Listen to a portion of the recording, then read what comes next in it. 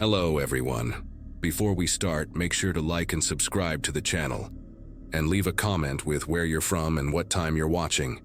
That way, YouTube will keep showing you stories just like this one. Now, let's begin. The exhaustion hit different that night. You know how it gets when you've been running on fumes for 16 hours straight at the hospital. 29 and already feeling like 50, working as an emergency room nurse in Cleveland had become my whole life, especially after my divorce finalized earlier that year. The highway stretched ahead of me like a black ribbon, completely empty except for the occasional semi-truck thundering past in the opposite direction. Must have been around 2 in the morning on a Wednesday in late October, when everything went sideways. The radio kept cutting in and out with static, which should have been my first warning that something wasn't right. But honestly, I just figured it was the old antenna on my beat-up Ford Explorer acting up again. All I wanted was to get home, take the hottest shower possible, and collapse into bed before my next shift started in 10 hours. The figure appeared in my headlights about 3 miles from my exit, standing right on the edge of the shoulder, where the asphalt meets the gravel. My first thought was that someone had broken down, which happens all the time on that stretch of Interstate 71 between downtown and the suburbs. The person was waving both arms above their head in that desperate way people do when they really need help, wearing what looked like a dark jacket with the hood pulled up. My nursing instincts kicked in immediately, that automatic response to help someone in distress that gets drilled into you during training. But as I started easing off the gas pedal and drifting toward the shoulder, something made me glance at my rearview mirror. And that's when I noticed how dark the road behind me had become. Like all the streetlights had suddenly gone out even though they'd been working fine just seconds before. That's when I saw them.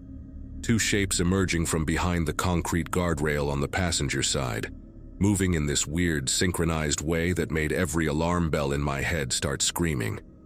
They weren't running or walking normally, more like gliding forward while staying perfectly parallel to each other, maybe 15 feet apart. The person who'd been waving suddenly dropped their arms and stood completely still, not even turning their head to track my car as I was slowing down. My foot hesitated between the brake and the gas for what felt like forever, but was probably only a second or two. The 2 figures from the guardrail were wearing identical clothing, dark pants, and what looked like gray hoodies, and they moved toward my car with this terrifying sense of purpose, like they'd done this exact thing 100 times before. My nursing training includes dealing with aggressive patients and dangerous situations, but this was something else entirely, something calculated and wrong in ways I still can't fully articulate. I slammed the accelerator so hard my tires screamed against the pavement, fishtailing slightly as I jerked the wheel back toward the travel lane. In my side mirror, I caught a glimpse of all 3 figures standing in a perfect line across the shoulder, just watching my taillights disappear into the distance. My phone was in the cup holder, and I grabbed it while trying to keep the Explorer steady at 90 miles per hour, fumbling with the emergency call button. The dispatcher who answered sounded skeptical at first, probably used to false alarms and paranoid drivers, but something in my voice must have convinced her because she said units were already in the area and would check it out immediately. I kept driving way too fast all the way home, checking my mirrors every few seconds and taking a different exit than usual, just in case anyone was following me. The adrenaline didn't start wearing off until I pulled into my apartment complex and sat there in the parking lot with the engine running, scanning every shadow between the buildings. My neighbor, this retired cop named Frank, who always sits on his balcony smoking cigarettes even in the middle of the night, waved at me and called down, asking if everything was okay. I must have looked pretty shaken, because he actually came downstairs in his bathrobe and slippers to check on me. When I told him what happened, his whole demeanor changed, and he said there'd been similar reports along that stretch of highway for the past few weeks. Always late at night, always with the same pattern of someone flagging down cars, while others waited nearby. The call from the police came about an hour later, after I'd finally made it inside and was sitting on my couch still wearing my scrubs, clutching a cup of coffee with both hands. The officer on the phone introduced himself as Sergeant Brennan and said they'd found something disturbing at the location I'd described. There were fresh tire marks that matched my vehicle's tread pattern where I'd accelerated away, which proved I'd actually stopped there. But here's what made my whole body go numb with fear. They also found a burned-out sedan about 50 yards further down the shoulder, hidden behind a cluster of trees.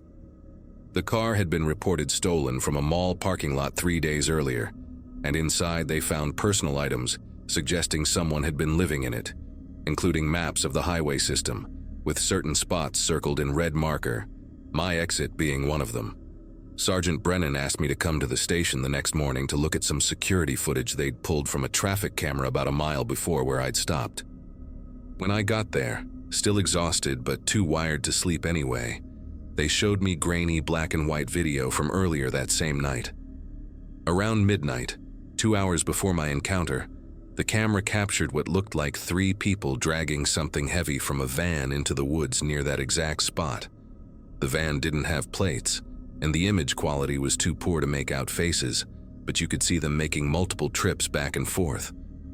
Then, about 30 minutes before I drove through, the camera caught them positioning themselves along the shoulder, with one person standing in the spot where I'd seen the waving figure, while the other 2 crouched behind the guardrail exactly where I'd seen them emerge. What really disturbed me, though, was what Sergeant Brennan told me next, while we sat in that sterile interview room with fluorescent lights humming overhead. They'd been tracking a group they suspected of running a sophisticated carjacking ring that targeted solo drivers on isolated stretches of highway. The burned car wasn't their vehicle. It belonged to a woman named Jennifer Huang who'd been reported missing 5 days earlier after leaving her night shift at a warehouse 40 miles north. Her credit cards had been used at various gas stations heading south, always late at night, always just one transaction before moving on. The police theorized that the group would use stolen vehicles until they burned them out, literally, to destroy evidence, then move on to acquiring a new one from whoever stopped to help their supposedly stranded member. The detective working the case, a woman named Carla Donovan with tired eyes and coffee stains on her sleeve, showed me Jennifer's photo from her missing person report. She looked about my age, wearing scrubs in the picture because she'd been a nurse too, working nights at a regional medical center. That detail hit me harder than anything else, knowing that we'd probably driven that same stretch of highway hundreds of times, both exhausted after long shifts, both alone in the dark. Detective Donovan said they suspected I wasn't the first person to escape this trap. There'd been 2 other reports in the past month of drivers who'd had similar encounters, but managed to speed away. The difference was that neither of them had called it in immediately like I did, and by the time they reported it days later, there was no evidence left to investigate.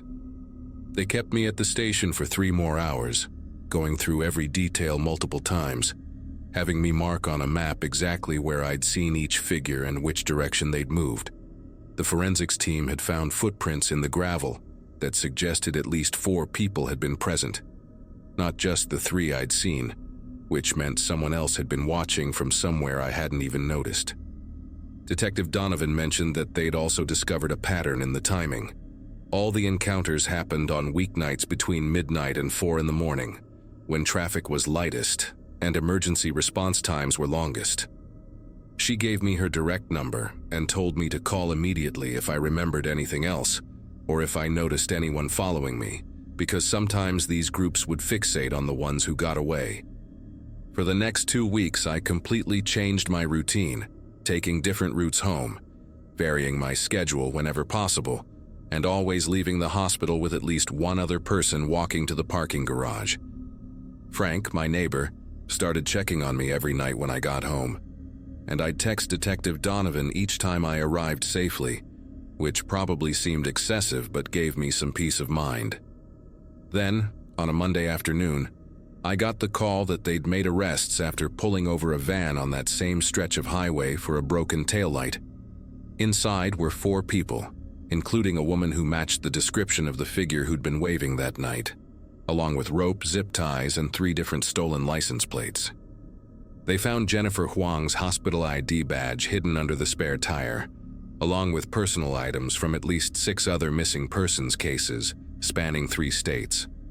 The trial won't start for another few months, but Detective Donovan says my testimony will be crucial since I'm the only witness who called immediately and provided real-time evidence of their method. Jennifer Huang is still missing, along with 2 other victims they've connected to this group. And honestly, that's what haunts me most about this whole experience. I still work nights at the hospital because bills don't stop just because you're scared. But I take the city streets now instead of the highway, adding an extra 20 minutes to my commute. Sometimes when I'm driving home and see someone on the side of the road, even in broad daylight, my chest gets tight and I have to remind myself to breathe.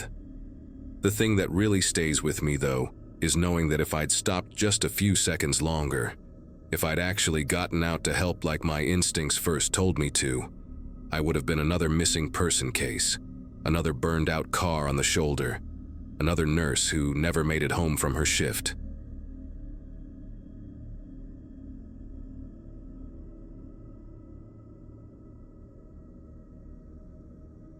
At 31, I'd been driving cross-country routes for my job as a medical equipment sales rep for almost 6 years, and I'd never had anything worse happen than a flat tire in broad daylight. That night in early September 2022 changed everything about how I travel now. I'd just finished a late presentation at a hospital in Des Moines and was heading to my next appointment in Kansas City, figuring I'd drive through the night and grab a motel room when I got there around 4 in the morning. My silver Toyota Camry had been acting up lately, making this weird grinding noise whenever I turned left too sharply, but my mechanic buddy told me it was probably just the power steering fluid getting low. Nothing urgent. I'd been meaning to get it checked properly, but between back-to-back sales trips and my recent divorce proceedings with Brian, I kept pushing it off. The highway stretched out empty ahead of me, one of those long rural stretches where the nearest town is 40 miles in either direction, just cornfields and darkness on both sides. The temperature gauge started creeping up around midnight, right when I was passing through the absolute middle of nowhere on Highway 169.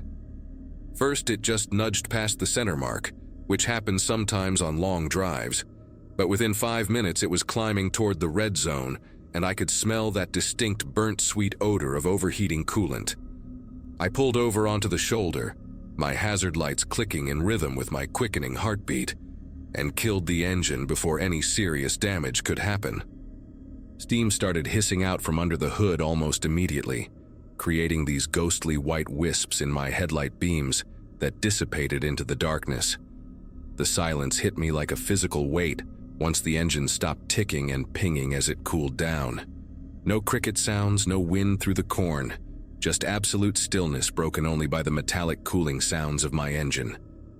I checked my phone and of course 0 bars, not even emergency service, which seemed impossible. But there it was, that dreaded no service message mocking me from the screen. I sat there for maybe 20 minutes, door locked, windows cracked just enough to keep the interior from fogging up, scrolling through useless offline apps on my phone just to have something to do with my nervous energy. Every few minutes I'd pop the hood release and walk around to check if the steam had stopped, but the engine was still way too hot to even think about removing the radiator cap. The owner's manual in my glove compartment said to wait at least 30 minutes before attempting anything, and even then, only if you had coolant or water to add. Which of course I didn't, because why would I ever think to keep emergency supplies in my car like a responsible adult? That stretch of 169 was notorious for being empty at night, mostly used by truckers during daylight hours, and locals who knew better than to drive it after dark.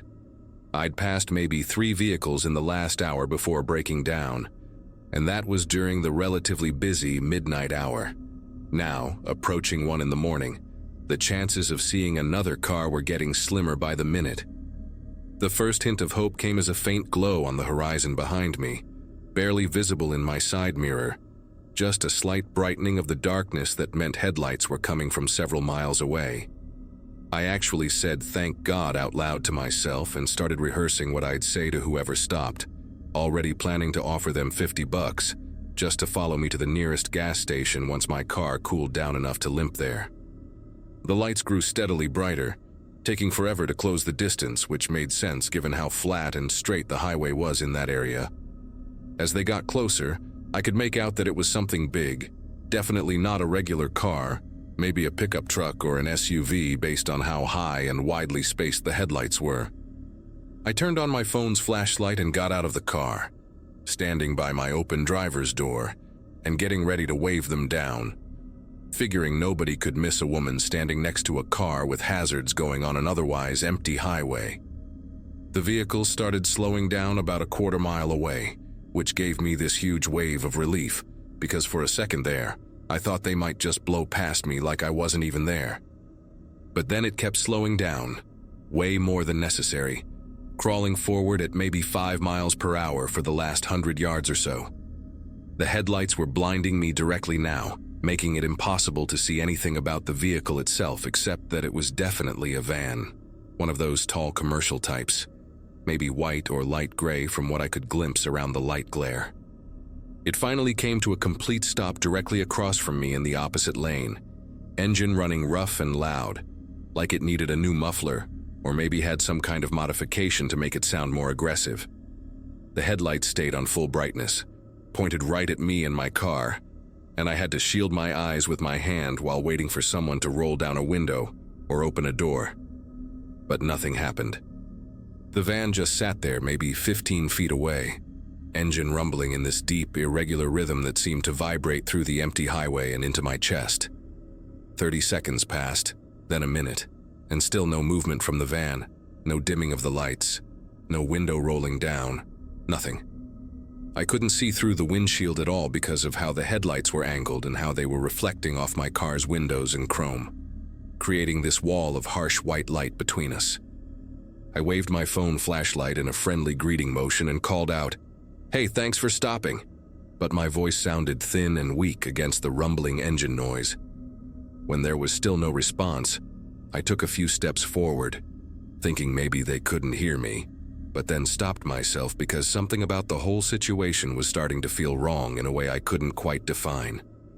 The logical part of my brain was saying they were probably just being cautious, maybe an older person who was scared to get out and help a stranger at night, or possibly someone on the phone trying to call for help on my behalf. But the primitive part of my brain, that ancient survival instinct we all have, was screaming at me to get back in my car right now. I slowly backed toward my Camry, keeping my eyes on the van even though I couldn't see anything useful through the light glare, and slid back into the driver's seat without turning my back on the other vehicle. My fingers found the door lock button and I pressed it, hearing all 4 locks engage with a solid thunk that made me feel marginally safer, even though I knew how useless those locks would be if someone really wanted to get in. The van's engine note changed slightly, revving up a bit like someone was pressing the gas pedal while in park, and then I saw something that made my whole body go rigid with fear. The driver's door was opening, just a crack at first, maybe 2 or 3 inches, but enough for me to see that the interior dome light had been removed or disabled because no light came on inside. The door stayed open like that for at least 10 seconds, just barely ajar, and I could swear I saw movement in that dark gap, like someone was watching me through the opening. Then, just as suddenly as it had opened, the door pulled shut with a solid thump that I could hear even over the engine noise. My car key was already in my hand, and I shoved it into the ignition, turning it even though I knew the engine was still too hot and probably wouldn't start without causing serious damage.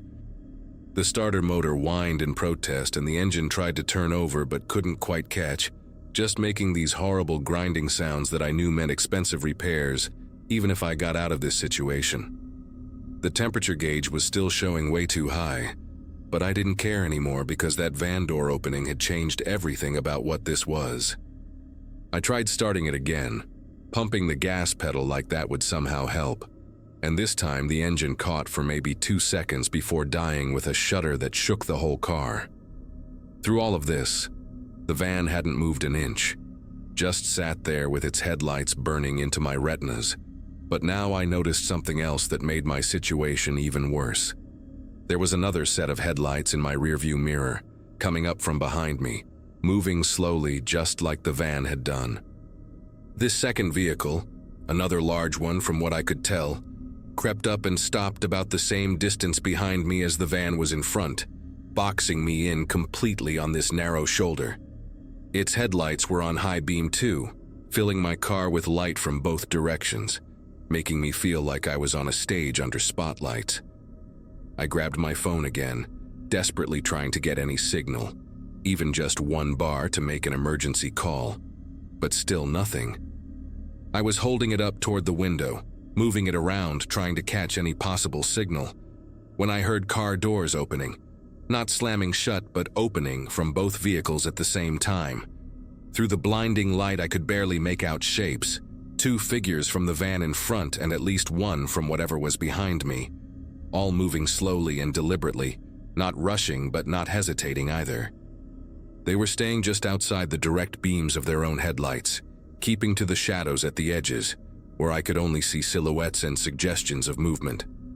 One of them walked up to my passenger side window and just stood there, close enough that I could see they were wearing dark clothes, maybe jeans and a jacket, but their face was completely hidden in shadow above my window line.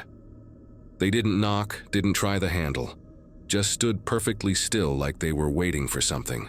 Another figure appeared at my driver's side, same distance away, same completely motionless stance, and I realized they were positioned so I couldn't open either door without hitting them. The third one, and now I could see there was definitely a fourth one too, circled around to the front and back of my car.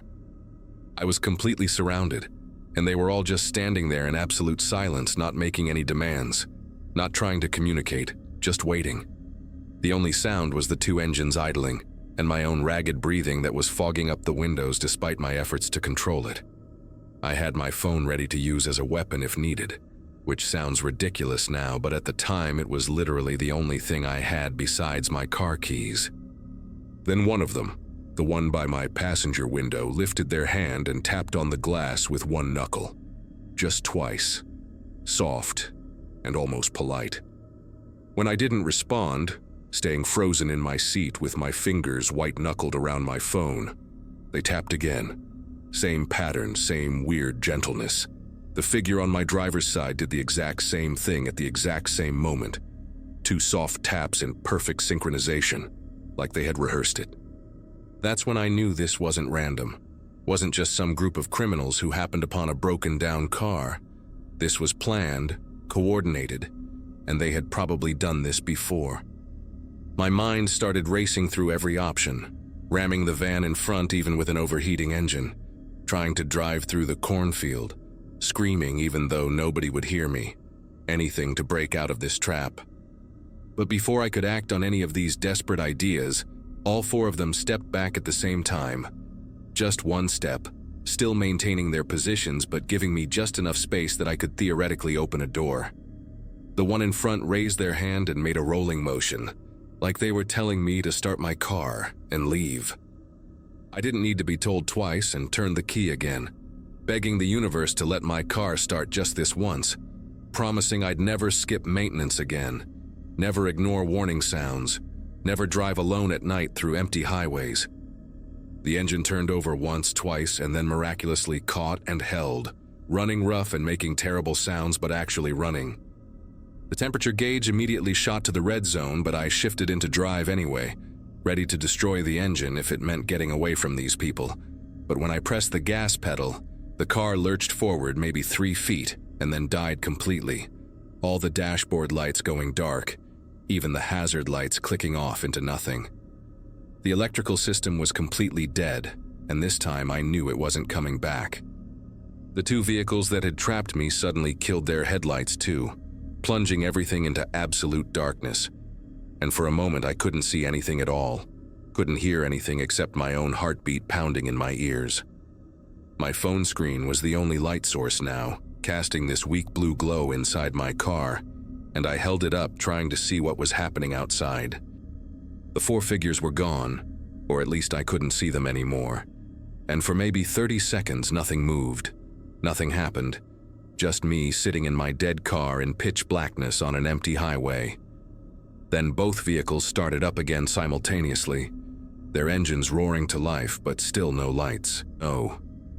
I heard them pulling away, one forward and one backward, their tires crunching on the gravel shoulder.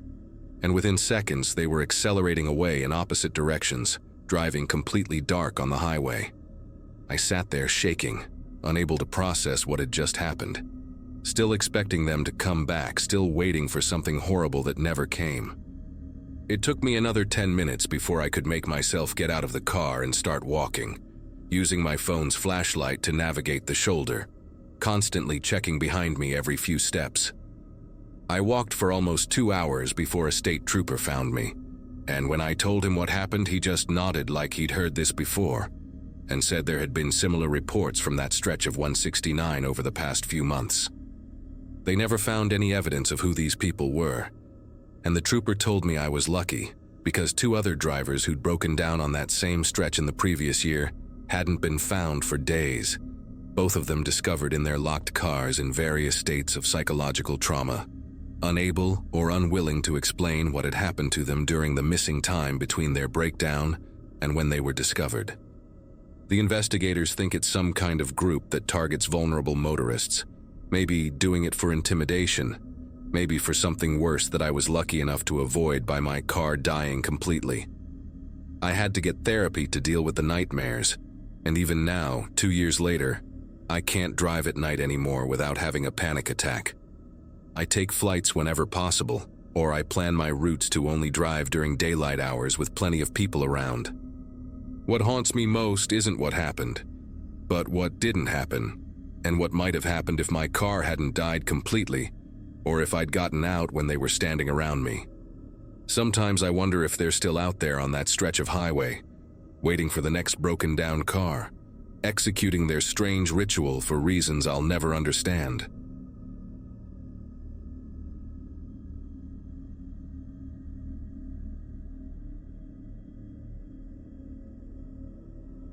The Peterbilt's engine had been making this weird rattling noise for the past 100 miles. Nothing serious, but enough to keep me on edge during that November 2023 haul. My 39-year-old body already felt like it belonged to someone twice my age. Too many years bouncing around in truck cabs, eating gas station food, sleeping in rest areas. I was moving agricultural equipment from Omaha to Denver, a route that usually took me about 10 hours if everything went smooth. Nancy had packed those beef sandwiches she always makes, the ones with the horseradish spread that burns just right, wrapped tight in aluminum foil. I kept thinking about getting home for my daughter Megan's basketball game on Saturday morning. She'd been practicing her free throws all month, and I'd promised to be there this time. The Nebraska rest stop near mile marker 287 sits about 40 miles west of Grand Island. One of those newer facilities built with federal funding that actually has decent lighting and those vending machines that never eat your dollar bills. I pulled in around 3 in the morning, needing to stretch my legs and grab some coffee to push through the last leg to Denver. The parking lot surprised me. At least 15 cars scattered across the regular vehicle section, way more than you'd expect at this hour. Sedans, SUVs, a couple of minivans, different colors and states on the license plates. Sometimes you hit these random clusters of travelers, maybe all avoiding some weather system or construction zone further up the highway. The truck parking area was nearly empty though, just me and 2 other rigs parked way at the far end, their running lights glowing orange in the darkness. I grabbed my jacket from behind the seat, one of those thick Carhartt ones with the quilted lining that Nancy bought me 2 Christmases ago, and headed toward the main building. The cold hit different that night, sharp and dry, the kind that makes your nose hairs freeze up instantly. As I walked past those parked cars, something started bothering me, like when you're trying to remember if you locked your front door but can't quite recall. Every single vehicle had frost on the windshields, that thin layer you get when cars sit for a while in cold weather. But underneath the frost, the glass looked foggy, like they'd all been running recently with people inside. The parking lot lights made everything look washed out and yellowish, creating these long shadows that stretched between the vehicles like dark fingers reaching across the asphalt. The automatic doors whooshed open, and I stepped into that artificial warmth that always smells like old coffee and industrial cleaner. The place was dead quiet, except for the electrical hum of the vending machines lined up against the far wall, their lights flickering slightly like they always do in these places. I headed straight for the men's room, my boots echoing on those polished concrete floors they put in all these rest stops now. The bathroom door was propped wide open with one of those yellow wet floor cones, but the floors were bone dry. Inside, all the faucets were dripping in this weird synchronized rhythm, like someone had turned them all on just enough to leak at the exact same rate. The mirrors had condensation on them, foggy patches right about face height, as if a bunch of people had been standing there breathing on the glass not too long ago. I did my business quick, that uneasy feeling crawling up my spine like cold fingers. When I went to wash my hands, the soap dispensers were all empty, every single one of them. But there were fresh soap suds still sliding down the sides of the sinks, pink foam from that cheap industrial soap they use. The paper towel dispensers had been pulled open, brown paper streaming down to the floor in long strips, like someone had yanked them out in a hurry. I dried my hands on my jeans and got out of there. Back in the main area, I noticed the information rack near the entrance. All those tourism brochures for local attractions and hotels had been emptied out, the pamphlets scattered across the floor in a trail leading toward the exit doors.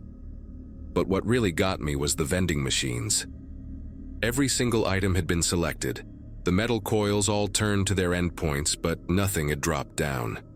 Bags of chips, candy bars, bottles of soda, all hanging there at impossible angles, defying gravity. Something made me walk over to the windows facing the parking lot. Maybe just to confirm what my brain was already screaming at me to acknowledge. Those 15 cars sat there under the yellow lights, and now I could see inside them better. Every single driver's seat was pushed all the way back, like whoever had been driving was either really tall or had needed to get out in a hurry without taking time to adjust anything. The doors, I hadn't noticed it walking in, but now I could see. They were all slightly ajar, not wide open, just cracked maybe an inch or two, interior dome lights off despite the doors being open. That's when I saw the keys. Every single vehicle had its keys still in the ignition, glinting under the parking lot lights. Some of them had those heavy keychains people use, rabbit's feet and bottle openers and little photos in plastic frames, all just dangling there. My mouth went dry and I could hear my own heartbeat thudding in my ears like a drum. I backed away from the window and started moving toward the exit, trying to look casual even though nobody was around to see me. The coffee could wait. Hell, everything could wait. I just needed to get back to my truck and get out of there. But as I pushed through those automatic doors, the cold air hit me along with something else. A smell like burning rubber mixed with something sweet. Almost like caramel, but wrong somehow. Synthetic. The parking lot seemed darker now, even though nothing had changed, and I could hear this low humming sound, barely audible, like 100 people humming the same note just below the range of normal hearing. My boots crunched on something as I walked. Broken pieces of cell phones, dozens of them, scattered across the asphalt like someone had taken a hammer to a phone store display. I picked up my pace, almost jogging now toward my Peterbilt, fumbling for my keys with numb fingers. The two other trucks I'd seen earlier were still there, but now I noticed their doors were open too. Cabs dark, no sign of the drivers. As I passed that cluster of abandoned cars, I could see more details that made my gut clench. Purses left on passenger seats, coffee cups still steaming in cup holders, a baby's car seat with the straps undone and hanging loose. One minivan had a DVD player still running in the back, some cartoon playing on repeat, the glow from the screen casting blue shadows through the frosted windows. The Nebraska license plates, Iowa, Colorado, Wyoming, all different places, but every single car had the same thing. A parking receipt from this rest stop tucked under the windshield wiper, all time-stamped within the last hour. How the hell do 15 different groups of people all disappear within an hour?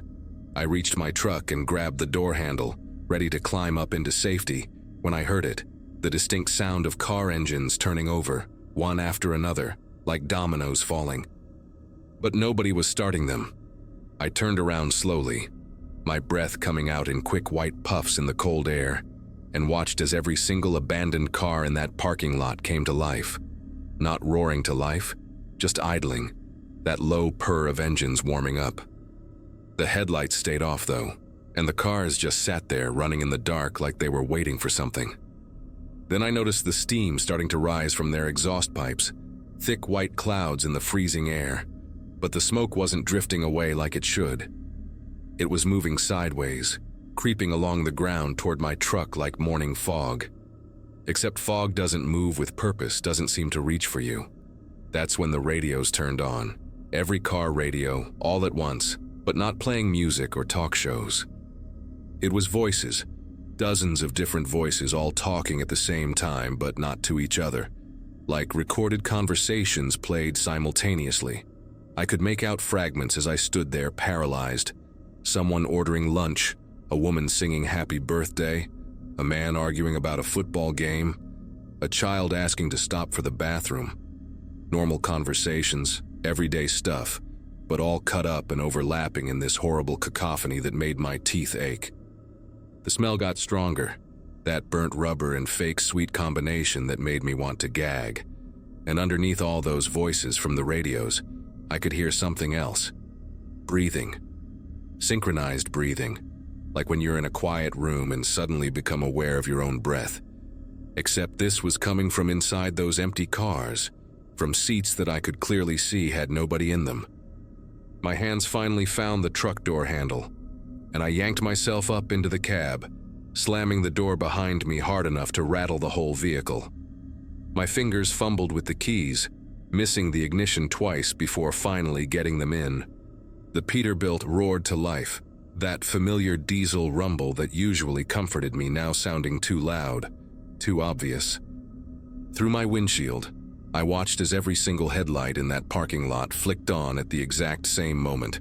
All of them pointed directly at my truck. Not just the front headlights, the brake lights, the reverse lights, the fog lights, every possible light on those vehicles blazed to life, bathing my cab in this harsh, blinding white and red glow that made shadows dance across my dashboard like living things. The voices on the radios got louder, more frantic, overlapping into this wall of human sound that penetrated right through my closed windows.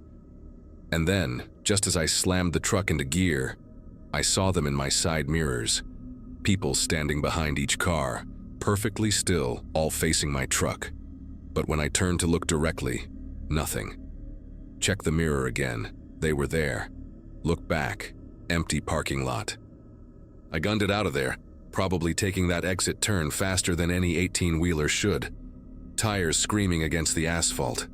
In my rearview mirror, those lights followed me, not the cars, just the lights, staying at the exact same distance no matter how hard I pushed the accelerator. They stayed with me for maybe 5 miles down Interstate 80 before suddenly cutting out all at once, leaving me in complete darkness, except for my own headlights cutting through the Nebraska night. I didn't stop driving until I hit Denver. Didn't even pull over to check that rattling sound in the engine that had gotten worse during my escape. When I finally got to the delivery point and told my dispatcher about what happened, he laughed and said, I must have dozed off and had a nightmare, but I know what I saw. I know those people in the mirrors were real. And I know that 3 days later, when I looked up news for that area, there were reports of 17 vehicles found abandoned at that same rest stop, all with their engines running, keys in the ignition, and no sign of the drivers or passengers. The reports said it was probably human trafficking or some coordinated crime, but they never found anyone, never found any bodies, never found any explanation. I never took that route again. Told my dispatcher I'd quit before driving through Nebraska after dark, and I meant it. Nancy thinks I had some kind of breakdown, maybe a panic attack from too many hours on the road. And I let her believe that because it's easier than trying to explain what really happened. But sometimes, when I'm driving at night on any empty highway, I'll catch a glimpse of headlights in my mirror that seem to be following at the exact same distance for too long, and I have to pull over at the next truck stop, wait it out with other drivers around, pretending to check my logs or grab coffee until the feeling passes. I still drive for a living. Bills don't pay themselves. But I plan my routes different now, always making sure I'm near populated areas when 3 in the morning rolls around. And I never, ever stop at rest areas when there are too many cars, but no people. That's the thing that still keeps me up some nights, turning it over in my mind like a puzzle with missing pieces. Where did all those people go? What were those things I saw standing behind the cars that only existed in reflections? About a month ago, another trucker named Glenn told me something at a Flying J outside Denver that made my blood turn to ice water. He said his cousin drives that same stretch of Interstate 80, and one night around 3 in the morning, he saw a bunch of abandoned trucks at that same rest stop. Big rigs like mine, doors open, engines running, nobody around. But here's the thing that really got me. Glenn's cousin said he saw someone in his mirror walking between the trucks, checking each cab like they were looking for something specific. When he turned to look directly, the parking lot was empty. But in the mirror, clear as day, the figure kept searching, kept moving from truck to truck with this methodical patience that made him floor it out of there without looking back. We compared dates. It was exactly 1 month after my experience, down to the day. Glenn's cousin won't drive that route anymore either. Makes you wonder how many of us have seen things at that rest stop, how many have kept quiet because nobody would believe us anyway. All I know is that place isn't right, and whatever's happening there, it's still happening. Still hunting, still collecting.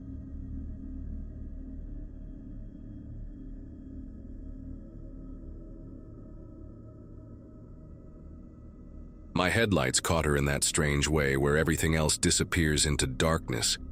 She was standing on the shoulder of Route 47, both arms raised high above her head, waving in these big, sweeping motions like she was trying to flag down a plane instead of a car. The dashboard clock showed 3:17 a.m., and I'd been driving for maybe 20 minutes since leaving the hospital parking garage, my scrub still smelling like disinfectant, and that weird metallic scent that clings to you after 12 hours in the respiratory unit.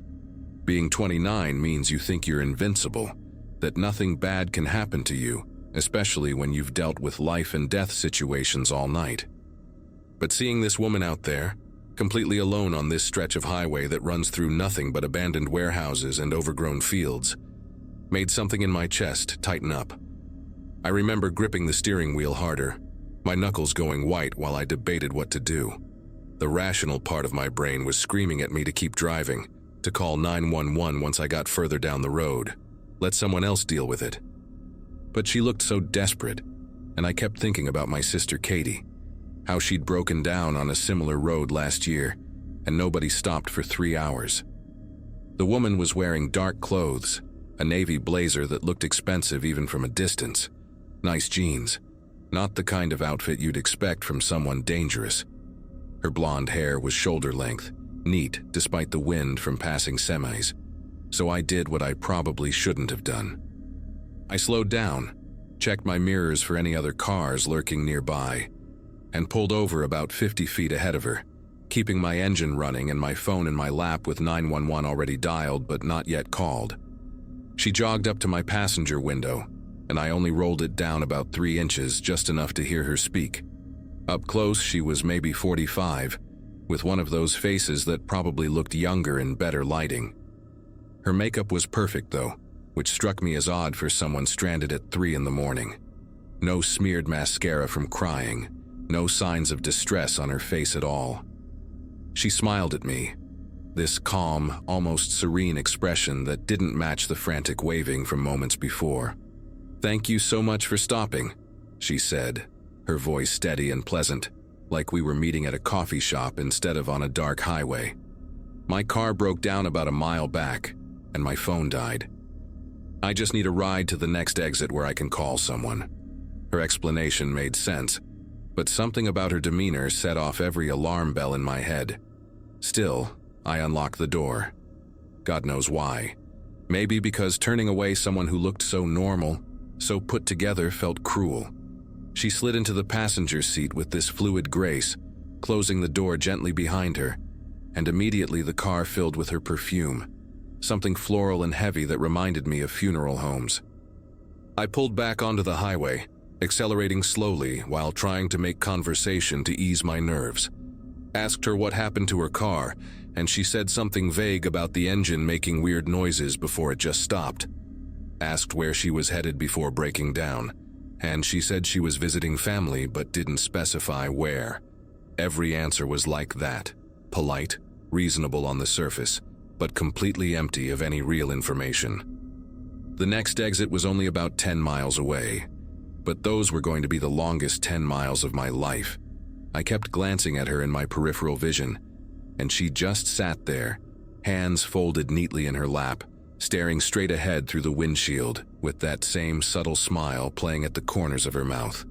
About 5 minutes into the drive, I reached over to adjust my rearview mirror because a semi was coming up behind us with its high beams on. That's when I noticed it.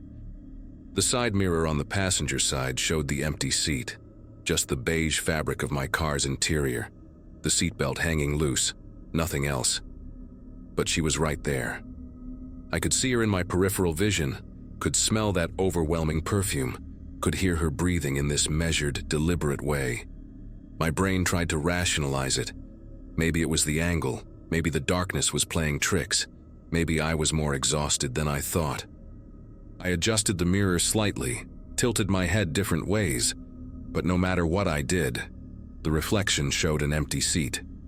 My heart started hammering so hard I could hear it in my ears, this thick, wet pounding that made it hard to focus on the road.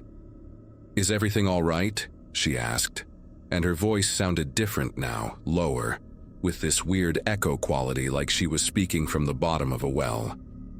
I gripped the steering wheel tighter and forced myself to look straight ahead, told her everything was fine, just tired from my shift. She made this humming sound, not quite agreement, not quite anything really, just this low vibration that seemed to fill the entire car. The temperature dropped suddenly, or maybe that was just me going cold with fear, but I could see my breath coming out in little puffs even though it was August, and the AC wasn't even on that high. I started doing the math in my head. 5 more miles to the exit, maybe 6 minutes if I sped up a little. But when I pressed harder on the gas pedal, the speedometer didn't budge.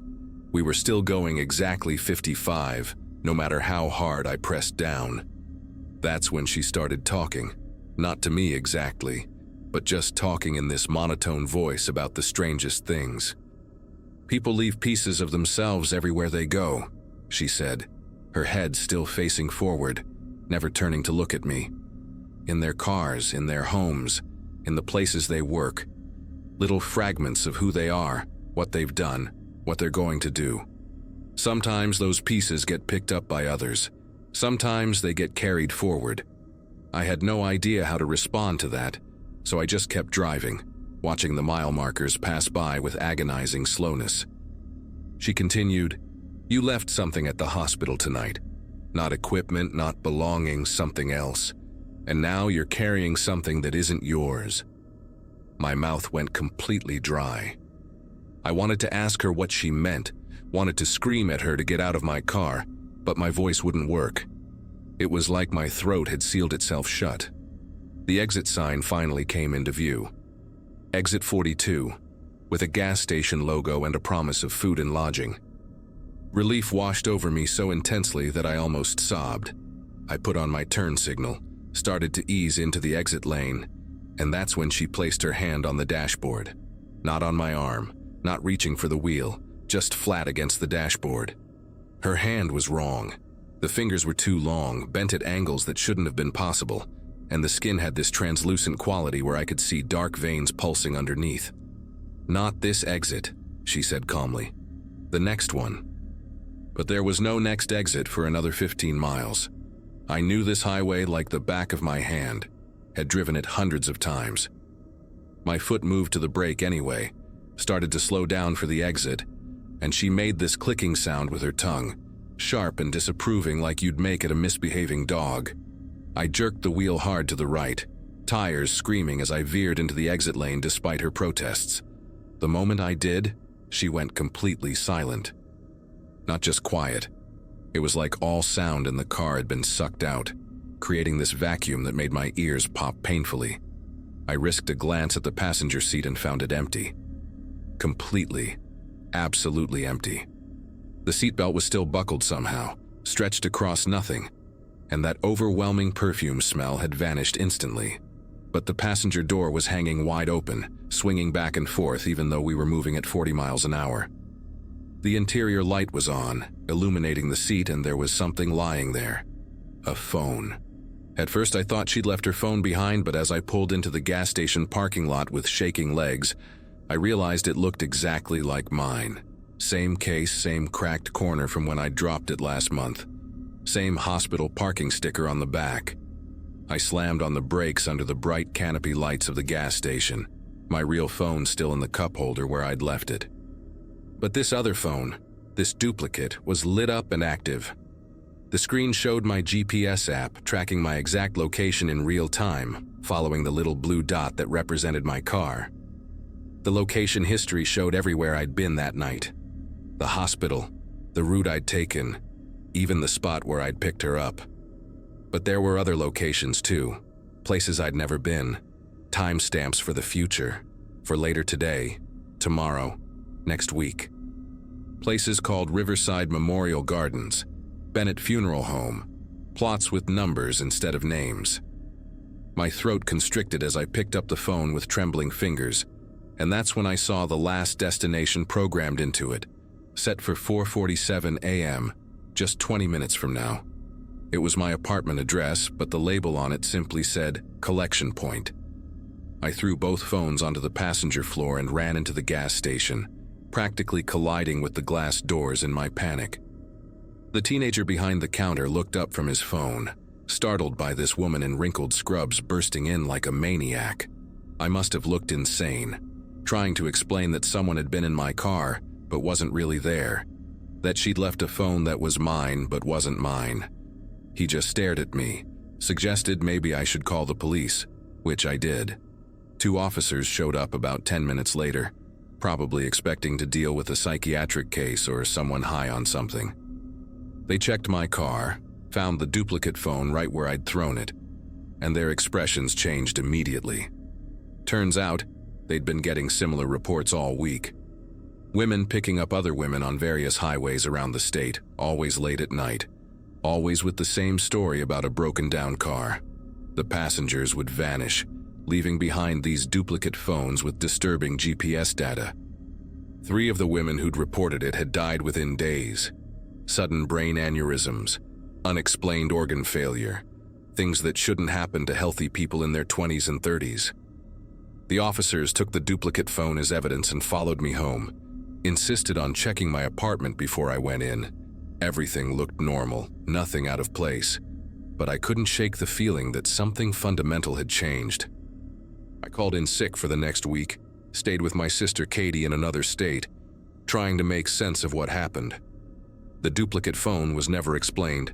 The police said the GPS data was impossible, that the phone shouldn't have been able to predict future locations like that. They never found any woman matching the description I gave. No abandoned cars on that stretch of highway. 6 days later, I got a call from the police. Another woman had picked up the same passenger, or something that looked like her, on a completely different highway 3 states away.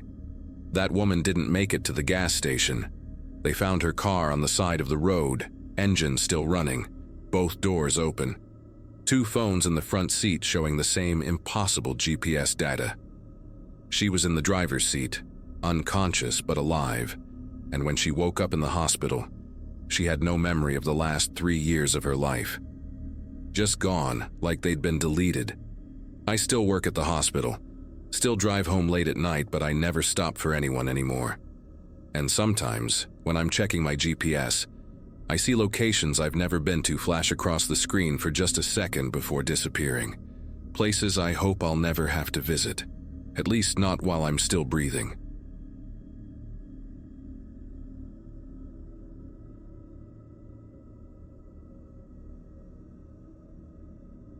"5 months ago, turning 36 had made me realize my life consisted of endless miles of asphalt and the hum of 18 wheels against pavement. Trucking paid the bills, kept me moving from state to state, hauling everything from furniture to frozen goods. That particular week in early May, had me driving a load of electronics from Phoenix to Chicago, a route that usually took me through some pretty desolate stretches of highway. My marriage had fallen apart 6 months prior, and honestly, the solitude of the road felt like exactly what I needed. The cab of my Peterbilt had become more of a home than my actual apartment back in Tucson. That night, the one that still makes me check my mirrors more than necessary, started like any other long haul through the desert. The fuel gauge had been hovering near empty for the last 20 miles, and finding a station open at 2 in the morning on Highway 89 wasn't exactly easy.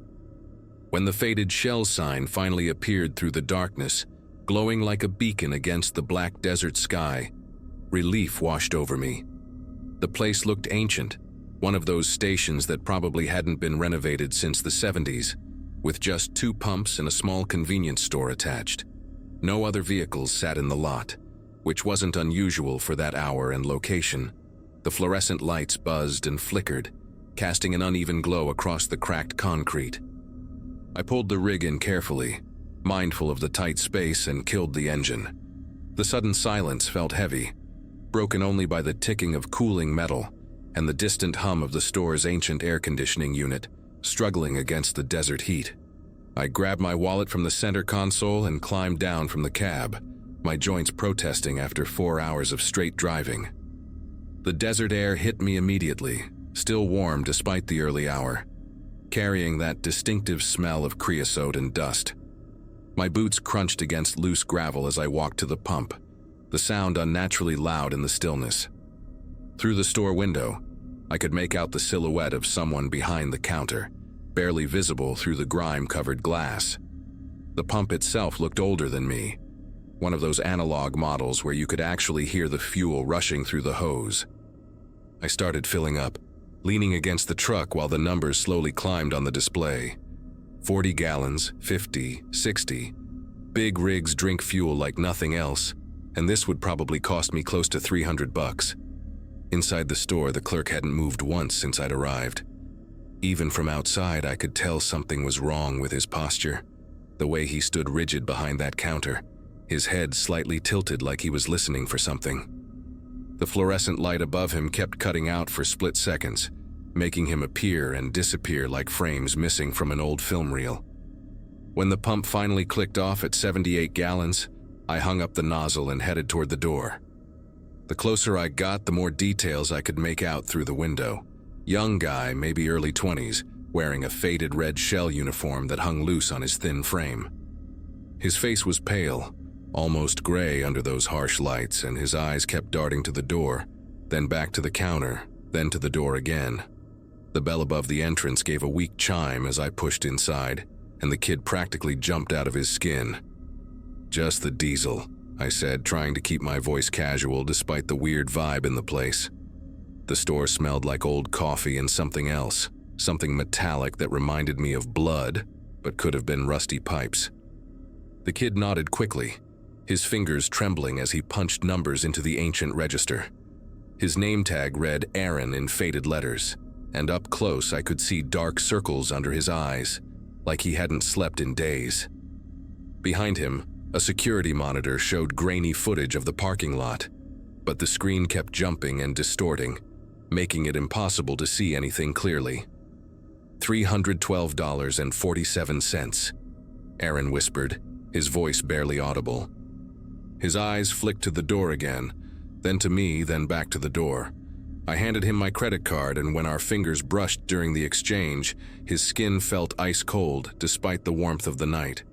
While he ran the card, I noticed his other hand gripping the edge of the counter so hard his knuckles had turned white. The receipt printer screeched to life, making him flinch violently. Every sound seemed to terrify him. The hum of the refrigerators, the buzz of the lights, even his own breathing, which came in short, shallow gasps. "You traveling alone?" he asked suddenly, his eyes meeting mine for the first time. Before I could answer, he leaned forward slightly, glancing toward the door again. "Don't matter, just, when you leave, drive fast. Don't stop for nothing." He pushed the receipt across the counter with shaking fingers.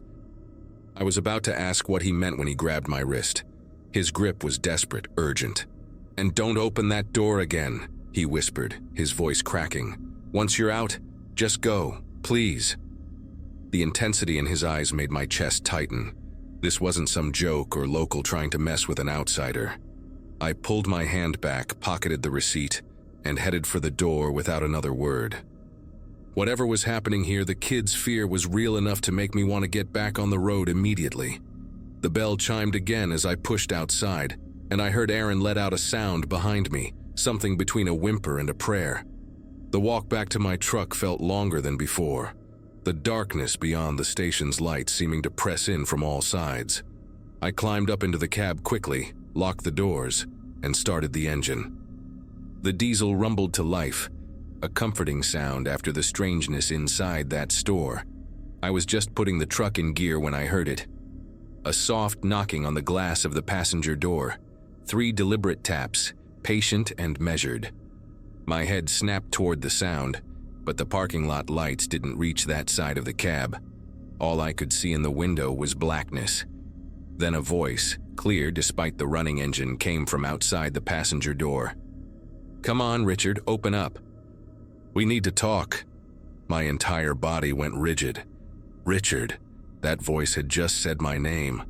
My actual name that I hadn't told anyone at this stop, that wasn't on any paperwork visible in the cab, that the kid inside definitely hadn't used. The credit card I'd paid with was a company card under the trucking firm's name, not mine. My CDL was tucked away in my wallet. There was absolutely no way anyone here could know my name. The knock came again, still gentle, almost friendly. "Richard, I know you can hear me. Just crack the window, 5 minutes, that's all I need." The voice sounded normal, masculine, maybe middle-aged, with no accent I could place. But there was something underneath the words, something that made every instinct scream at me not to look, not to respond, just drive. I slammed the truck into first gear and started rolling forward, my heart hammering against my ribs. Through the side mirror, I caught a glimpse of movement. A figure stepping back from the truck, tall and thin, wearing what looked like a dark suit. Who wears a suit in the middle of the desert at 2 in the morning? The figure didn't chase after the truck, just stood there watching as I pulled away. "Richard, you're making this harder than it needs to be," the voice called out, somehow still audible over the diesel engine. "I'll be seeing you at the next stop, mile marker 277. You know you have to stop there." My throat went dry. Mile marker 277 was the way station, mandatory for all commercial vehicles. If I skipped it, I'd have Dati on my ass within hours, probably lose my CDL. But how did this person know my route? How did they know I'd have to stop there? I hit the highway doing 70, way over the limit for a loaded rig, but I didn't care. In the rearview mirror, the gas station lights faded into the distance, swallowed by the desert darkness. My phone, mounted on the dashboard, showed 2:23 a.m. The way station was maybe 40 miles ahead, less than an hour at this speed. I kept checking the mirrors, expecting to see headlights following, but the road remained empty. Just me, the yellow lines, and miles of nothing. Then I noticed something that made my grip tighten on the wheel. The GPS on my phone was showing my name at the top of the screen, Richard's route, something I'd never programmed, never seen before. I reached over to check the settings, and that's when I saw the recent search history wasn't mine. Addresses I'd never looked up. My ex-wife's new apartment in Flagstaff, my mother's nursing home in Albuquerque, my daughter's college dorm at ASU. Places this person, whoever they were, wanted me to know they knew about. The mile markers counted down like a timer on a bomb. 251, 250, 249, each one bringing me closer to that way station where he said he'd be waiting. I tried calling 911, but my phone showed no service despite having full bars just minutes before. The radio in the truck produced only static, no matter which channel I tried. Even the CB, usually full of late-night chatter from other truckers, was dead silent. It felt like I was driving through a bubble, cut off from the rest of the world. At mile marker 265, I made a decision. There was a truck stop at exit 38, a big flying J that would have people, witnesses, maybe even security. I could park there, wait until daylight, figure out what to do. But as I approached the exit, my foot wouldn't move to the brake pedal. I pressed down hard, but nothing happened. The pedal felt normal, had resistance, but the truck kept maintaining exactly 70 miles per hour. The steering wheel turned freely. I could change lanes, but I couldn't slow down, couldn't take the exit. Panic started creeping up my spine as I watched the Flying J pass by in a blur of lights. Whatever was happening, whoever this person was, they had control of my truck somehow. The electronics, the brakes, probably the accelerator too. Modern trucks are all computer-controlled, and someone with the right knowledge could hack into the systems. But doing it while the truck was moving, from a distance? That was something else entirely. Mile marker 277 appeared in my headlights like a tombstone. The way station sat just ahead, its inspection lanes empty, the office building dark except for a single light in the front window. As my truck began to slow on its own, finally responding to my desperate pumping of the brakes, I saw him. The same tall figure in the dark suit standing next to a black sedan parked beside the scale house. He raised one hand in a casual wave, like we were old friends meeting for coffee. My truck rolled to a stop exactly where it needed to for the weigh-in, and the engine died without me turning the key. The man walked toward my truck with measured steps, his face becoming clearer under the overhead lights. Mid-40s, clean-shaven, unremarkable features except for his eyes. They were the palest blue I'd ever seen, almost white. He stopped at my door and knocked 3 times, the same patient rhythm from before. "Richard, please step out of the vehicle. We have business to discuss regarding your cargo." My cargo? I was hauling electronics, nothing special, just TVs and computers for a Best Buy distribution center. Through the side mirror, I watched him pull out what looked like a small tablet, its screen glowing green in the darkness. "Your manifest says electronics," he continued, his voice carrying perfectly through the closed door. "But we both know there's an extra package in there, serial number X74429. You weren't supposed to know about it, but plans have changed." I had no idea what he was talking about, but something in his tone made me check the sleeper compartment behind my seat. There, wedged between my duffel bag and the back wall, was a metal briefcase I'd never seen before, secured with electronic locks, a small red light blinking steadily on its surface. The man must have seen my expression change because he smiled, a thin stretching of lips that didn't reach those pale eyes. "Previous driver put it there yesterday when you stopped in Phoenix. You've been carrying it for 300 miles without knowing. Now you have 2 choices. Give me the case and drive away, forget this ever happened, go back to your life. Or refuse, and, well..." He pulled out a phone, showed me the screen. Security camera footage of my daughter walking into her dorm room, time-stamped from 3 hours ago. "Rebecca's studying for her chemistry midterm right now. Room 314, Preston Hall. She keeps her window cracked because the heater runs too hot." My blood turned to ice. The decision wasn't really a choice at all. With shaking fingers, I reached back, grabbed the briefcase, and climbed down from the cab. The moment my feet hit the pavement, my truck's engine roared back to life on its own, the doors locking automatically.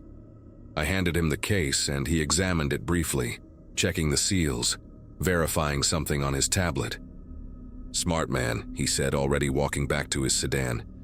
"Your truck will start working normally once I'm gone. And Richard, don't stop at any more gas stations tonight. Take Interstate 40 straight through to Amarillo. Aaron at the Shell station. He won't make it through his shift if you go back."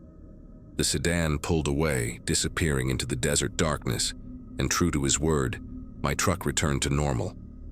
I drove straight through to Chicago, delivered my legitimate cargo, and never said a word about what happened. But I did check the news 3 days later. A young gas station clerk named Aaron Vasquez was found dead at a Shell station on Highway 89. Apparent heart attack, even though he was only 23 years old. That was 5 months ago, and I've since changed routes, only driving daylight hours now. Sometimes I wonder what was in that case, who that man really was, but mostly I'm just grateful my daughter is safe, still calling me every Sunday, still complaining about her dorm room being too hot.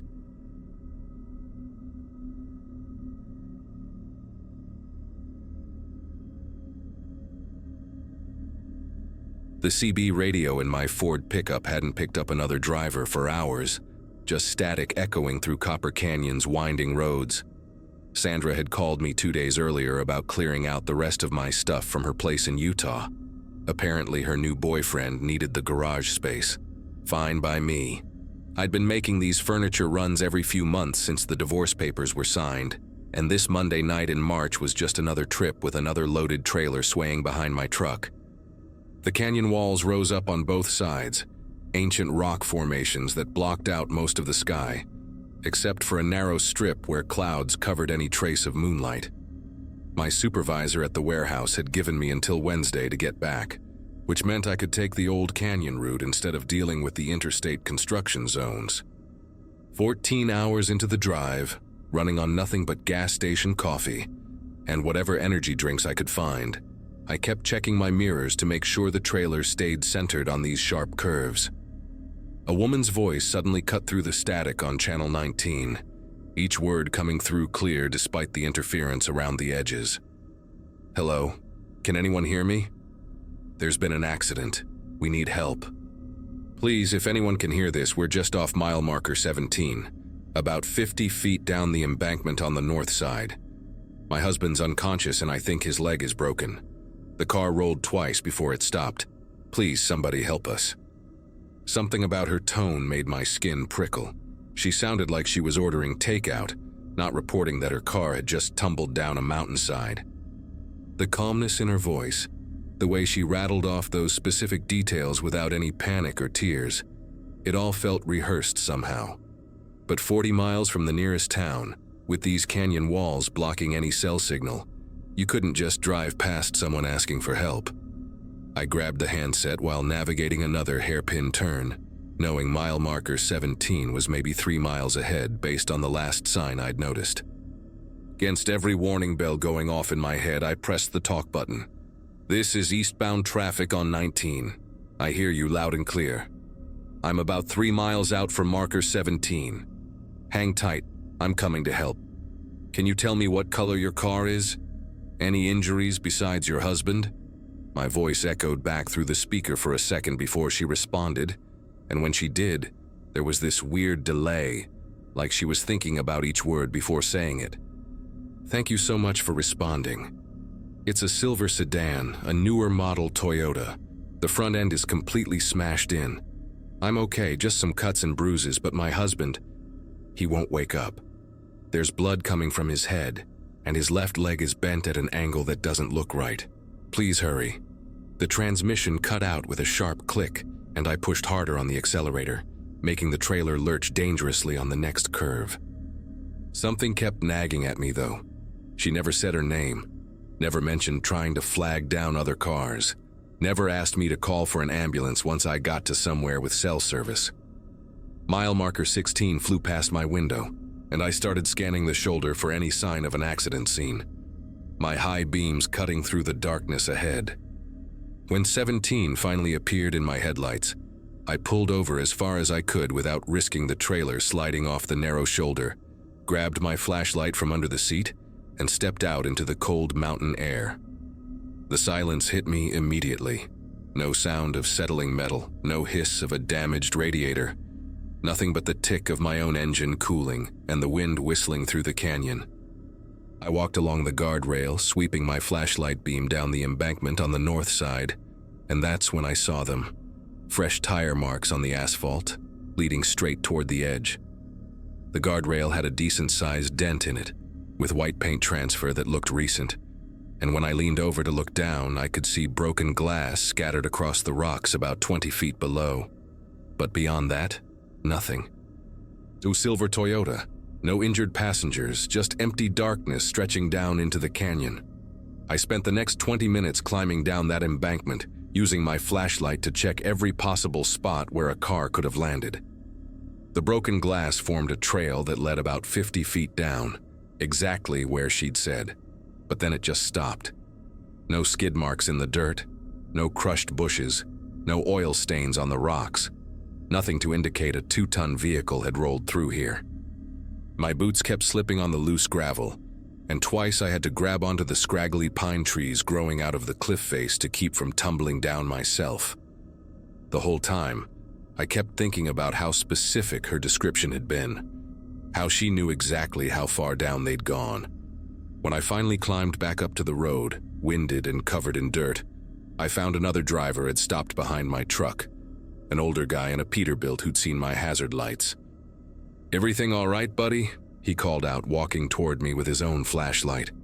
"Saw your rig parked here and thought you might have trouble with that trailer." I explained about the CB call, the woman asking for help, and he got this look on his face that made my stomach tighten. "Silver Toyota, you said? Young woman, calm voice, husband with a broken leg?" The way he repeated those details, I knew he'd heard the same broadcast. "Got that call about an hour ago when I was heading westbound. Came through clear as day on 19. Thing is, I was talking to my dispatcher right after on a different channel, and he said 3 other drivers had reported the same call tonight, all at different times. Each one stopped to look, and each one found exactly what you found. Evidence of a crash, but no car." He pointed at the tire marks with his light, then at the damaged guardrail. "These marks were here when I passed through this afternoon before sunset. Whatever happened here, it wasn't tonight." We were both standing there trying to make sense of it when the CB radio in my truck crackled to life again. The woman's voice came through the open window, but this time it was different. Quieter, more intimate, like she was speaking directly into the microphone. "Thank you for stopping, but you're too late. We've been down here for so long, waiting in the cold. The metal is twisted around us like fingers, and the engine block is pressing against his chest. Can you hear him breathing? Listen carefully." Then came this wet, ragged sound that made both of us step back from the truck. It went on for maybe 10 seconds, irregular and labored before cutting to dead air. The trucker grabbed my arm, his fingers digging in through my jacket. "That ain't coming from no accident scene, friend. I've pulled people from wrecks before and nobody pinned under an engine block sounds like that. We need to get out of here." But then she spoke again, and this time she said something that made every hair on my body stand straight up. "Jerome, I know you're listening. You can't leave us again, Jerome. Not like you did in Utah. Sandra tried to warn you about taking this route, didn't she? She knew what happened here. Check your glove box, Jerome. Check what she packed for you." My legs nearly gave out when I heard my name. Not my handle, not eastbound driver, but my actual name. The trucker was already backing toward his rig, shaking his head and muttering something about not getting paid enough for this. But I couldn't move. Nobody on this road knew my name. I hadn't given it over the radio, hadn't stopped anywhere since crossing the state line. And Sandra. She'd insisted I take some of my old things from the garage, practically forced a box of junk on me that I'd tossed in the passenger seat without looking. My hands trembled as I reached for the truck door, the sound of the Peterbilt's engine roaring to life behind me as the other driver took off without another word. Inside the cab, the dome light seemed too dim, casting shadows that moved wrong across the dashboard. The glove box latch felt cold under my fingers, and when I opened it, a manila envelope fell out onto the floor, one I'd never seen before. Sandra's handwriting was on the front. "Jerome, you need to know the truth about Copper Canyon." Inside were newspaper clippings, yellowed and brittle, dated from 6 years ago. The headline on the first one read, "Couple missing after canyon crash," with a photo that knocked the breath out of me. It was me, but younger, standing next to a woman I'd never seen before beside a silver Toyota. The article said Jerome Hutchinson and his wife Valerie had disappeared after their car went off the road at mile marker 17. Their bodies never recovered. But that was impossible. 6 years ago, I was living in Colorado, working construction, had never even been to this canyon before meeting Sandra. I grabbed the next clipping with numb fingers. Search called off for missing couple. And there was another photo, this one from a security camera at a gas station. Clear as day, it showed me filling up that same silver Toyota, the timestamp reading 3 days before the accident. The woman from the photo, Valerie, was visible through the passenger window. More clippings, more evidence of a life I'd never lived, a marriage I'd never had, a death that hadn't happened. The last item in the envelope was a note in Sandra's writing. "I found these in your things when we met. You said you didn't remember, that sometimes whole chunks of your past just weren't there. I should have told you sooner, but I was scared. Don't go through that canyon, Jerome. She's still waiting for you there." The CB crackled again, and this time the voice was barely a whisper, close and personal, like lips pressed against the microphone. "Jerome, stop reading those lies. You know who I am. You remember the way my hair smelled like vanilla, the scar on my palm from when I tried to cook you dinner on our anniversary. You remember the song that was playing when we crashed, our song. Turn the radio to FM 93.5. It's playing right now." My finger moved toward the radio dial without conscious thought, like muscle memory taking over, and I had to physically grab my wrist with my other hand to stop myself. The rational part of my brain was screaming that this was impossible, that I needed to drive away now, but my hand kept reaching for that dial. When I finally switched it over, static filled the cab for a moment, before a song faded in. Wonderwall by Oasis. The moment those opening chords hit, something cracked inside my skull like ice breaking on a frozen lake, and memories that weren't supposed to exist came flooding through. Valerie laughing in the passenger seat, singing off-key. The argument about her sister, the deer that jumped in front of us, the way the guardrail bent like paper when we hit it, her screaming my name as we went over. The silence after the rolling stopped. But underneath those memories were my other life, meeting Sandra 2 years ago at a bar in Albuquerque, our wedding, the divorce, the warehouse job. 2 complete histories existing in one mind, and I couldn't tell which one was real anymore. The woman on the CB spoke one more time. "I'm still in the car, Jerome. I never left. You did. You crawled out and walked away, and you forgot about me. But every time you drive through here, I try to bring you back. Come down to the car, come back to me. We can leave together this time." I looked down at my hands and saw blood under my fingernails that hadn't been there before, old and dried and flaking off. The newspaper clippings were dissolving in my lap, the ink running like water, forming new words. "You left her to die. You left her to die. You left her to die." I slammed the truck into gear and floored it, the trailer fishtailing wildly as I tore away from mile marker 17. The CB radio kept crackling with her voice, pleading, crying, then angry and screaming my name. But I reached over and ripped the power cord out of the dashboard. The silence that followed was almost worse. In my rearview mirror, I swear I could see headlights rising up from the embankment. Impossible headlights from a car that couldn't exist, following me through every curve. I drove for 3 straight hours without stopping, pushing that old Ford harder than I ever had, until I finally saw the lights of a 24-hour diner near the state line. I pulled in, parked under the brightest light I could find, and sat there until dawn, going through my wallet, my phone, looking for any proof of who I really was. Every photo of Sandra and me was real. My driver's license was real. The divorce papers were real. But so were the scars on my ribs that I'd never noticed before, the ones that looked like they came from a steering wheel impact. I made it home to New Mexico that morning and immediately went to the courthouse to pull public records.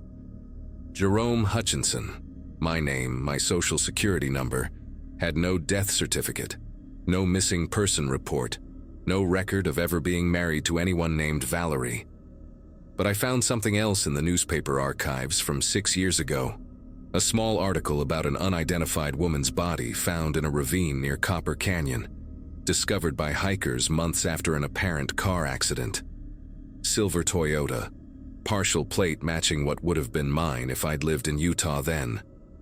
She was wearing a wedding ring, but they never found out who she was. The article mentioned that investigators believed there might have been a passenger who walked away from the crash, based on blood evidence found leading up to the road. They never found him. I've never driven through Copper Canyon again, and I won't. I traded in my truck, got rid of the CB radio, moved to a different apartment. But sometimes, late at night, I still hear static that sounds like someone trying to speak. And sometimes when I look in the mirror, I see dried blood under my fingernails that takes forever to wash away.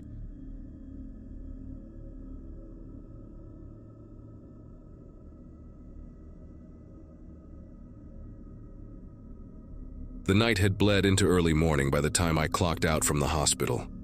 My brain was foggy from 12 straight hours of trauma cases, and the only thing I could think about was coffee and a warm shower.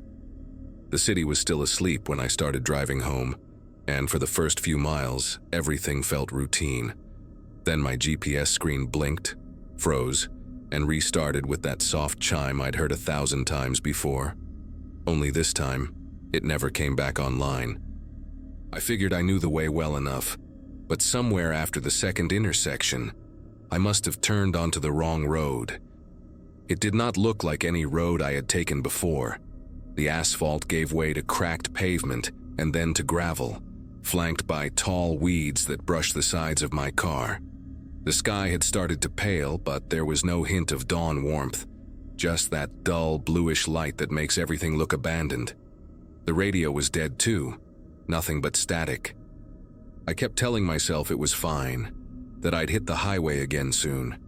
But after 20 minutes of driving past nameless turns and sagging mailboxes, I realized I hadn't seen another car at all.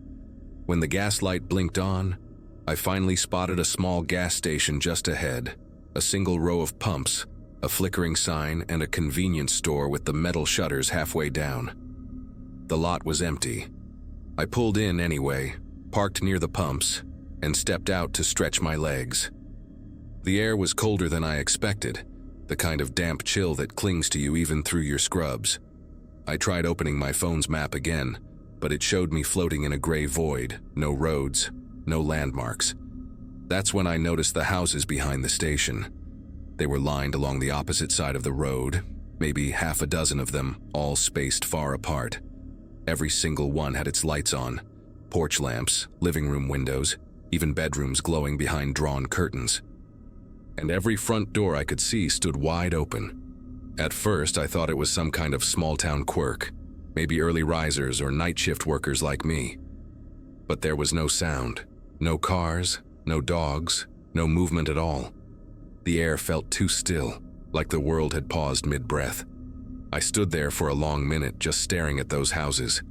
My first instinct was to call out to see if anyone answered back, but something inside me told me not to. I decided to get back into the car and keep driving, figuring the main road had to connect somewhere up ahead. As I pulled out, I glanced again toward the houses, and that was when I realized the street stretched farther than I'd thought. There were more houses beyond the curve, and all of them looked the same. Lights burning, doors hanging open, and absolute silence. The further I went, the worse it got. Every mailbox was empty, no cars in the driveways, not even trash bins by the curb. I started feeling this odd pressure in my chest, like the air itself was heavier the deeper I went into that place. My phone still had no signal, but I could see the battery draining faster than usual. I rolled the window down halfway, hoping to hear some hint of life. Insects, wind, anything. But all I caught was the low hum of my engine echoing between the houses. Eventually, I slowed the car down near an intersection where the road split in 3 directions. On the corner stood a small white house with peeling paint and a swing set in the yard. The swing was moving slightly, not fast, just that slow, steady sway that doesn't stop even when the air is still. I stared at it long enough to notice that the chain made no sound. I thought maybe it was the wind playing tricks, but there was no breeze. I put the car in park again, against my better judgment, and stepped out just to see if someone might be inside. The closer I got to that house, the more wrong everything looked. The porch light flickered faintly, and inside, through the open door, I could see the television playing static. A cereal bowl sat on the counter, milk still in it, spoon resting on the edge. It was like someone had just walked away mid-breakfast. I called out, "Hello? Is anyone home?" And the sound of my own voice made me flinch. It came out too loud, too real, like it didn't belong there. No answer came, but the swing behind me had stopped moving. I stepped inside just far enough to see the living room. The carpet was clean but damp, like it had absorbed humidity for weeks. A clock on the wall ticked quietly, yet every second felt drawn out, delayed. I remember thinking that the air smelled faintly like metal, and that detail stuck with me more than anything else.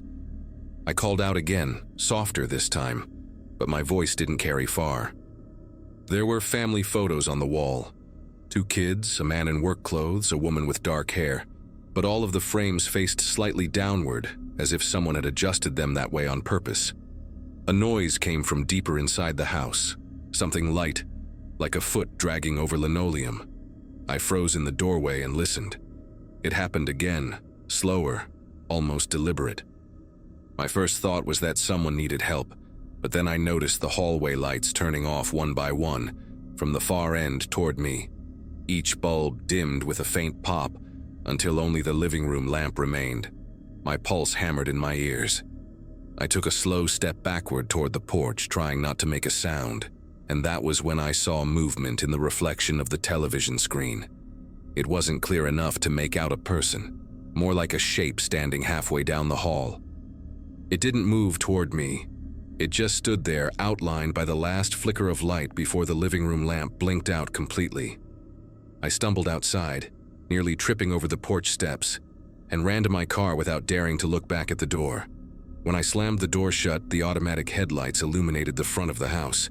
The porch light had gone dark, but in every other house up the street, the lights were still burning bright. I drove off fast enough to send gravel flying. The road twisted for miles, but every few turns I'd glimpse another cluster of houses, each one with that same eerie pattern. Lights on, doors wide open, no one in sight. I kept expecting to see a police car, a roadblock, something that would explain it, but the road only stretched farther into black fields. When my gas light started blinking again, I nearly panicked, thinking I'd never find my way back. Then out of nowhere, I saw the glow of a highway sign ahead. The sign didn't name a place I recognized, but the sight of it was enough to make me pull over and breathe for a second. My hands were slick with sweat on the steering wheel, and my throat felt raw. Behind me, the road stretched into total darkness. No headlights, no glow from those houses. I turned my car around to check just to see if they were still there, but the moment I faced that direction again, the road was empty. It was like that whole stretch of town had folded in on itself. When I reached the highway, traffic had returned. Trucks, headlights, the hum of normal life. I took the next exit with an open diner and stumbled inside, still in my scrubs, smelling like antiseptic and fear. The waitress gave me a worried look and asked if I was okay. I told her I'd taken a wrong turn near the gas station a few miles back, but she frowned and said there hadn't been a gas station out that way in years. She even called over a man sitting at the counter, some local driver, who confirmed it used to exist but burned down sometime in the early 2000s. I thought maybe I'd just mixed things up. Maybe the exhaustion had finally caught up to me. But when I walked back to my car after finishing my coffee, there was a layer of fine gray dust coating the hood, like ash. I touched it with my fingertips, and it smeared dark, greasy, like soot. My shoes left faint prints of it on the floor mat when I drove home. I cleaned the car the next day, but I swear the smell lingered, faint, metallic, like the air inside that empty house. I have never found that road again, no matter how many times I tried tracing my route. I even showed the area on the map to a coworker once, and she said it looked like farmland, nothing else. Still, sometimes when I drive home after night shifts, I catch a glimpse of porch lights glowing far off past the tree line. Small, steady dots in the dark. And every single time I make sure to stay on the highway.